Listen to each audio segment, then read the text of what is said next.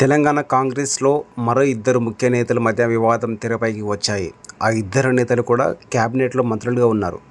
ఈ వివాదానికి కారణం టెండర్ల వ్యవహారమని తెలుస్తోంది. తన శాఖలో సదరు మంత్రి జోక్యం ఏంటంటే ప్రశ్నిస్తూ సీఎంతో పాటు పార్టీ అగ్రనాయకత్వానికి కూడా ఫిర్యాదు చేశారు.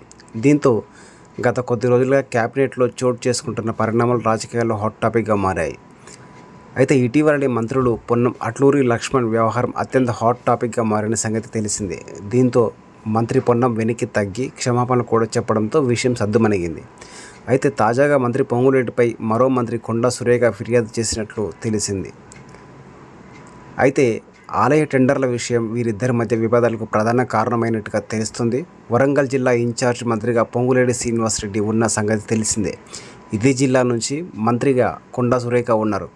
ప్రస్తుతం ఆమె దేవాదాయ శాఖ బాధ్యతలు చేస్తున్నారు. అయితే దేవాదాయ శాఖను చెందిన ఓ టెండర్ను పొంగులేటి తన మనిషికి ఇప్పించేందుకు ప్రయత్నాలు చేస్తున్నారని కొండ వర్గం ఆరోపిస్తుంది. తన శాఖలో ఆయన జోక్యం ఏంటని ప్రశ్నిస్తూ సీఎంతో పాటు పార్టీ అగ్రనాయకత్వానికి ఫిర్యాదు చేసినట్టుగా తెలుస్తుంది.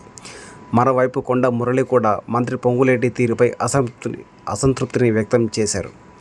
వరంగల్ జిల్లాలో సదరు మంత్రి పెత్తనం ఏంటండి ప్రశ్నించారు. ఈ విషయంపై పార్టీ అగ్రనాయకత్వానికి ఫిర్యాదు చేసినట్టుగా సమాచారం.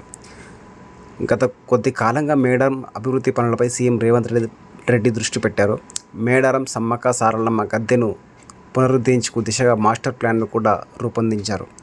మాస్టర్ ప్లాన్ అమల్లో భాగంగా సీఎం రేవంత్ రెడ్డి గత నెల 23న మేడారానికి కూడా రేవంత్ రెడ్డి వచ్చారు. ఈ కార్యక్రమాలన్నీ మంత్రి పొంగులేటి, కొండా సురేఖ, సీతక్క పర్యవేక్షిస్తున్నారు. ఇప్పటికే పనులు కూడా ప్రారంభమై వేగంగా కొనసాగుతున్నాయి. ఈ క్రమంలోనే మంత్రుల మధ్య టెండర్ల వార్ తెరపైకి రావడం, పార్టీ నాయకత్వం ఎలాంటి నిర్ణయాలు తీసుకుంటుందనేది ఆసక్తికరంగా మారింది.